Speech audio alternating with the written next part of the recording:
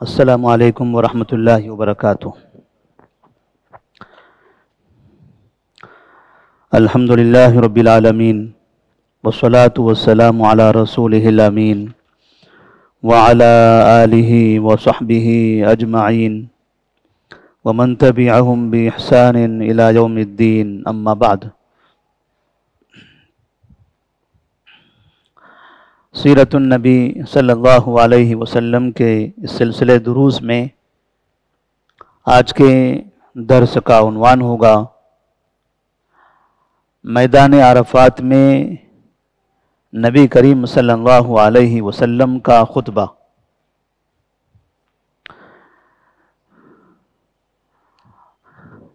آپ صلی اللہ علیہ وسلم ہجرت کے 10ویں سال ذی الحجہ کی 4 تاریخ کو مکہ مکرمہ میں پہنچ چکے تھے۔ اس کے بعد 8 ذی الحجہ کو آپ صلی اللہ علیہ وسلم منا روانہ ہوئے۔ وہ دن جمعرات کا دن تھا، اور پھر اگلے دن ذی الحجہ کی 9ویں تاریخ کو جمعہ کے دن آپ صلی اللہ علیہ وسلم عرفات کے میدان میں پہنچے ہیں، اور وہاں پر آپ نے مسلمانوں سے خطاب کرتے ہوئے چند اہم باتوں کی نصیحت فرمائی ہے۔ عرفات کے میدان میں ظہر کی نماز اور عصر کی نماز ایک وقت میں پڑھی جاتی ہے، جمع کر کے اور قصر کر کے۔ ظہر کی نماز کا جب وقت ہو جاتا ہے تو اس وقت میں ظہر کی نماز ادا کر لی جاتی ہے 2 رکعت، 4 رکعت کے بجائے 2 رکعت پڑھی جاتی ہیں، اور جیسے ہی آپ نے سلام پھیرا پھر دوبارہ آپ صلی اللہ علیہ وسلم نے مؤذن کو اقامت کہنے کے لیے کہا، اور اس کے بعد آپ نے عصر کی 2 رکعت نماز پڑھائی۔ نبی کریم صلی اللہ علیہ وسلم نے اس طرح سے عمل کیا تھا، اور اس زمانے سے لے کر آج تک عرفات کے میدان میں اس مسجد نبوی میں 2 وقت کی نمازیں ظہر کے وقت میں پڑھی جاتی ہیں، دونوں کو جمع کیا جاتا ہے یعنی ایک ہی وقت میں، اور ساتھ میں وہ دونوں نمازیں قصر کے ساتھ پڑھتے ہیں، یعنی ظہر کی 2 رکعت اور عصر کی 2 رکعت۔ اتفاق سے اس جگہ پر آج یوم عرفہ ہوا ہے، اور عرفات کے اس میدان میں خطیب صاحب نے آج مسجد نبوی میں عرفات کا خطبہ بھی دیا، اور اسی وقت میں ہمارے پاس حجۃ الوداع کے موقع کے حساب سے نبی کریم صلی اللہ علیہ وسلم کا عرفات کے میدان کا خطبہ بھی ہمارا درس رہا۔ یہ ترتیب سے اتفاق ہو گیا کہ دونوں نبی صلی اللہ علیہ وسلم کے خطبے کی یہ تفصیل اور وہاں پر عرفات کے میدان کا وہ خطبہ دونوں ایک ساتھ جمع ہو رہے ہیں۔ اس جگہ پر جو پیغام دیا گیا وہ ایک الگ پیغام تھا پوری دنیا والوں کے لیے، انشاءاللہ اس کا تذکرہ کبھی کیا جائے گا، لیکن نبی کریم صلی اللہ علیہ وسلم نے آج کے دن وہاں پر عرفات کے میدان میں کن کن باتوں کی مسلمانوں کو نصیحت فرمائی تھی، وہ ہمیں غور کرنے کی ضرورت ہے۔ سب سے پہلی چیز، نبی صلی اللہ علیہ وسلم نے صحابہ رضی اللہ تعالیٰ عنہم سے خطاب کرتے ہوئے کہا، ایھا الناس، اے لوگو، اسمعوا قولی، میری بات غور سے سنو۔ آپ خطبہ دے رہے ہیں، اور خطبے کی ابتدا میں آپ نے لوگوں سے کہا اسمعوا قولی، اے لوگوں میری بات غور سے سنو، اس لیے کہ لوگوں کی بڑی سی بھیڑ ہے، تقریباً 1,44,000 کے قریب مسلمان موجود ہیں۔ اب جو اتنے افراد ایک جگہ پر جمع ہوں گے تو آوازیں پیدا ہوگی، حرکت اگر زبان بند بھی رکھیں تو حرکتیں کرنے سے کپڑوں کی آواز سے بھی آواز بہت زیادہ ہو جائے گی۔ تو جب آپ صلی اللہ علیہ وسلم نے لوگوں سے کہا ایھا الناس اسمعوا قولی، اے لوگوں میری بات غور سے سنو، تو سب جگہ سناٹا چھا گیا، تمام کے تمام صحابہ رضی اللہ تعالیٰ عنہم خاموش ہو گئے۔ اب یہ 1,44,000 مسلمان میدان میں ہیں، نبی کریم صلی اللہ علیہ وسلم خطبہ دے رہے ہیں، بھلا آپ کی آواز اتنے لوگوں تک کیسے پہنچ سکتی تھی؟ تو آپ صلی اللہ علیہ وسلم کی آواز جہاں تک پہنچ سکتی تھی وہاں تک تو آپ کی آواز پہنچی۔ بعد میں آپ نے ایک دوسرے صحابی کو کھڑا کر دیا تھا کہ میں جو باتیں کہتا ہوں بعد میں تم وہ آگے دہراتے رہنا، تاکہ آگے کے لوگوں کو وہ باتیں سنائی دے، جس کو ہم مکبر کہتے ہیں۔ حرمین کے اندر آج بھی مکبر ہوتے ہیں، امام صاحب کے پیچھے وہ اللہ اکبر سمی اللہ لمن حمدہ بولتے رہتے ہیں۔ تو اس طرح سے نبی کریم صلی اللہ علیہ وسلم نے وہاں پر ایک مکبر کو کھڑا کیا، اور وہ مکبر آپ صلی اللہ علیہ وسلم کا کلام دہرایا کرتے تھے، اور صحابہ رضی اللہ تعالیٰ عنہم اسے سنتے تھے۔ تو آپ نے فرمایا ایھا الناس اسمعوا قولی، لوگوں میری بات سنو، فإنی لا ادری لعلی لا القاکم بعد عامی ھذا بھذا الموقف ابدا۔ آپ کے باتوں کی جو شروعات تھی وہ اس انداز سے کہ اب یہ جملہ سننے کے بعد صحابہ رضی اللہ تعالیٰ عنہم اب ادھر ادھر متوجہ نہیں ہو سکتے تھے، سب کے کان کھڑے ہو گئے، سناٹا چھا گیا، لوگوں کی آنکھیں نبی کی طرف تھی کہ آخر کیا بولنا چاہتے ہیں۔ آپ صلی اللہ علیہ وسلم نے کہا لوگوں سنو، فإنی لا ادری لعلی لا القاکم بعد عامی ھذا بھذا الموقف ابدا، مجھے نہیں پتا ہے کہ آئندہ سال اس جگہ پر عرفات کے اس میدان میں میری آپ سے ملاقات ہو، میں نہیں جانتا ہوں کہ میری آئندہ سال اس میدان میں آپ کی میری ملاقات ہوگی۔ تو صحابہ رضی اللہ تعالیٰ عنہم گویا کہ اب یہ سمجھ رہے تھے کہ شاید آپ صلی اللہ علیہ وسلم اپنی زندگی کے آخری ایام کی طرف اشارہ کر رہے ہیں۔ مطلب یہ ہوا کہ اب اس میدان میں عرفات کی جگہ پر، اس مسجد کے پاس، اب یہاں پر نبی صلی اللہ علیہ وسلم کی زندگی کا یہ آخری خطبہ ہوگا۔ اب اس خطبے کے بعد ہم کبھی زندگی میں نبی کریم صلی اللہ علیہ وسلم سے خطبہ نہیں سن سکیں گے۔ ظاہر سی بات ہے، جو انسان اپنی زندگی کی آخری باتیں بتا رہا ہو تو لوگ اس کی باتوں پر دھیان دیں گے، غور سے سنیں گے، اہمیت دیں گے، اور ساتھ ہی دل میں درد بھی ہوگا، درد اور تڑپ کے ساتھ ان کی باتوں کو سنا جائے گا۔ اس کے بعد آپ صلی اللہ علیہ وسلم نے فرمایا ایھا الناس ان دماءکم واموالکم حرام علیکم کحرمت یومکم ھذا فی شہرکم ھذا فی بلدکم ھذا۔ جب آپ نے اپنی زندگی کے آخری خطبے کی طرف اشارہ کر دیا اور یہ بتا دیا کہ اب میری زندگی زیادہ باقی رہنے والی نہیں ہے، لہذا میں جو باتیں کہہ رہا ہوں غور سے سنو۔ وہ باتیں کیا تھی؟ آپ نے اس کے بعد کہا تمہارا خون، تمہارا مال،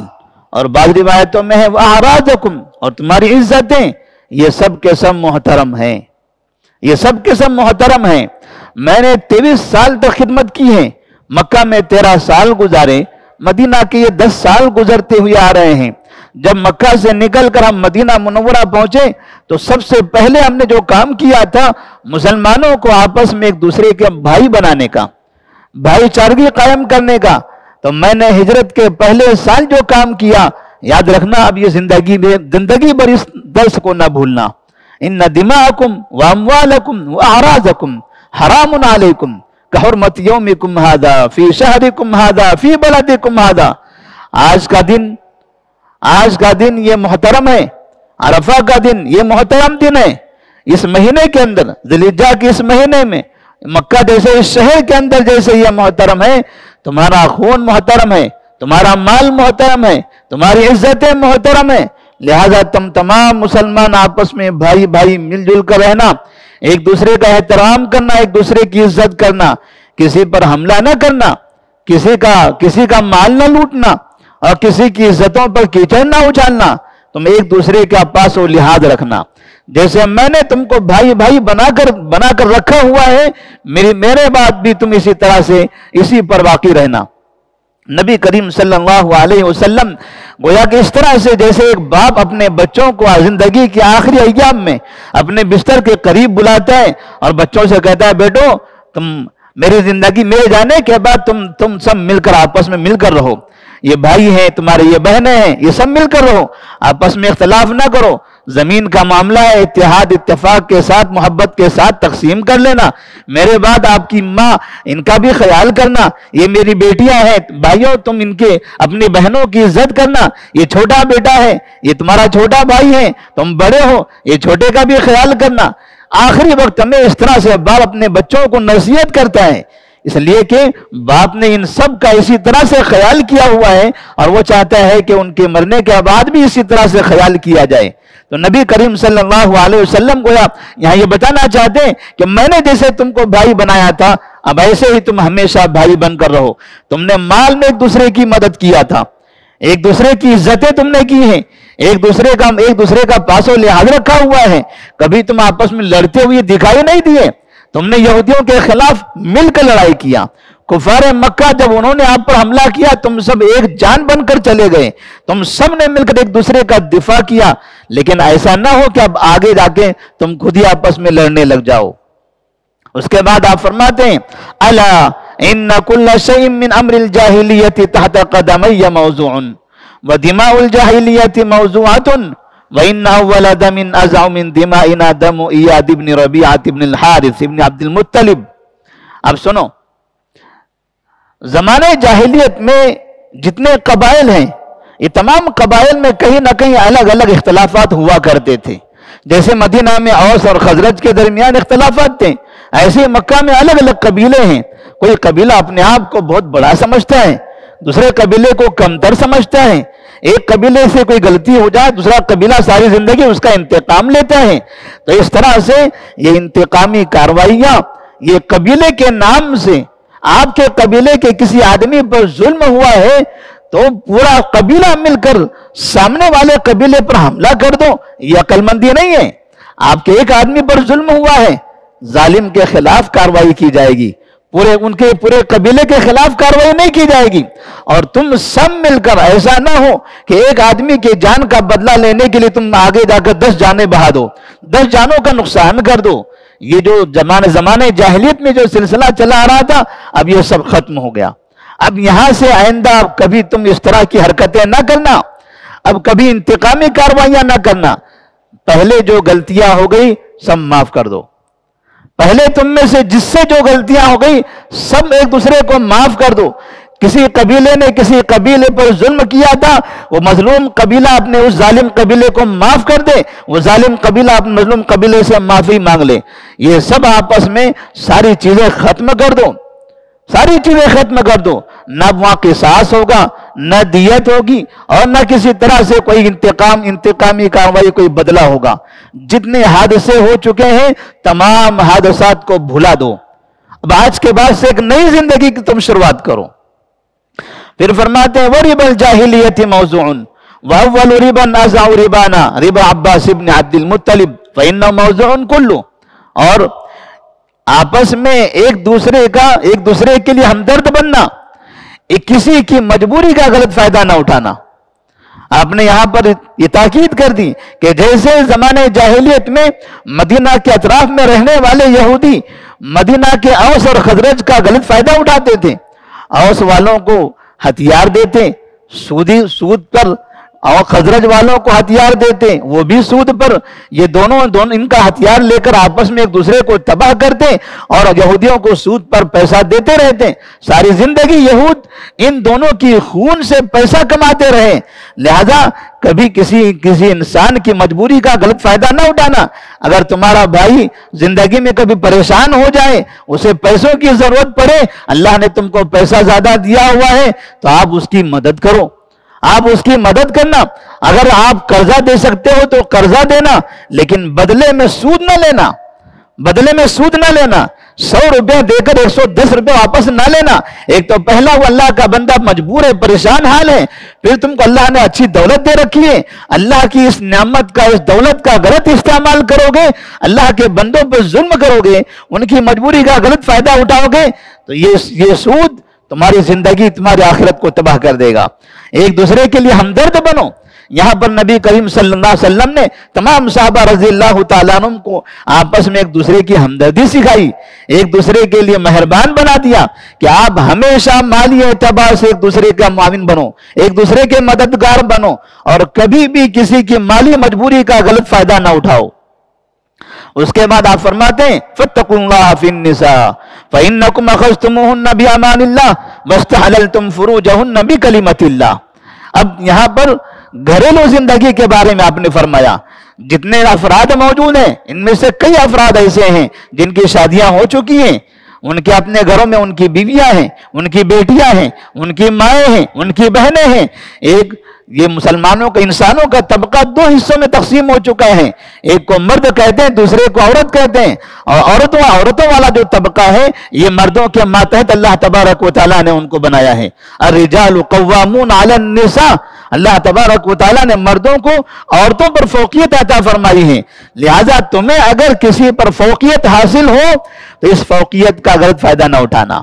اگر تم کسی کے اوپر ہو، تم کسی کے ذمہ دار ہو، کوئی تمہارے ماتحت ہے تو اپنے ماتحت کے ساتھ برا برتاؤ نہ کرنا۔ اور خاص طور پر آپ نے معاشرے کو مضبوط بنانے کے لیے، ہر گھر کو اچھا بنانے کے لیے، ہر گھر کو خوشحال بنانے کے لیے طریقہ بتا دیا کہ اپنی بیویوں کے ساتھ اچھا برتاؤ کرو، اس لیے کہ تم نے اللہ تبارک و تعالیٰ کے کلمے سے عہد و پیمان کے ساتھ تم نے اس کو اپنے نکاح میں لیا ہوا ہے۔ جو حمد و ثنا پڑھی جاتی ہے، جو خطبہ نکاح پڑھا جاتا ہے، وہ حقیقت میں ایک عہد و پیمان ہے، اور تم جب قبول کا اعلان کرتے ہو کہ میں نے اسے قبول کر لیا ہے، اس کا مطلب یہ ہے کہ ابھی اس کی زندگی کی حفاظت کرنا تمہاری ذمہ داری، اس کے کھانے پینے کا خیال رکھنا تمہاری ذمہ داری، اس کی بیماری کا خیال رکھنا تمہاری ذمہ داری ہے۔ عورتوں کے ساتھ برا برتاؤ نہ کرنا،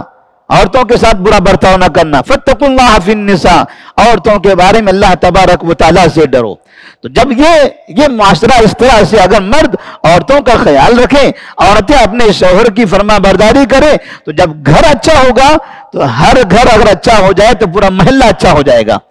گھر اچھا ہو تو محلہ اچھا ہو، محلہ اچھا ہو تو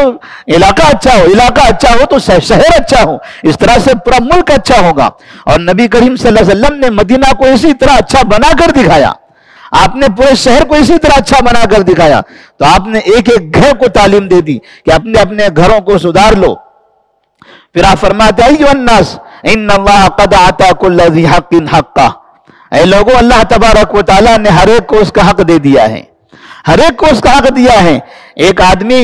آدمی بھائی ہے، اس کا اپنا حق ہے، کوئی بہن ہے اس کا اپنا حق ہے، کوئی شوہر ہے اس کا اپنے حقوق ہیں، کوئی بیوی ہے اس کے اپنے حقوق ہیں، کوئی ماں ہے اس کے اپنے الگ حقوق ہیں، باپ کے الگ حقوق ہیں، بچوں کے الگ حقوق ہیں، جو پڑوسی ہیں ان کے الگ حقوق ہوتے ہیں، مسلمانوں کے الگ حقوق ہوتے ہیں، کافروں کے الگ حقوق ہوتے ہیں، انسانوں کے الگ حقوق ہیں، جانوروں کے الگ حقوق ہیں۔ ہر ایک کے حقوق کو اللہ تبارک و تعالیٰ نے متعین کر رکھا ہے، سب کے حقوق بتا دیے ہیں، لہذا جب تک زندگی میں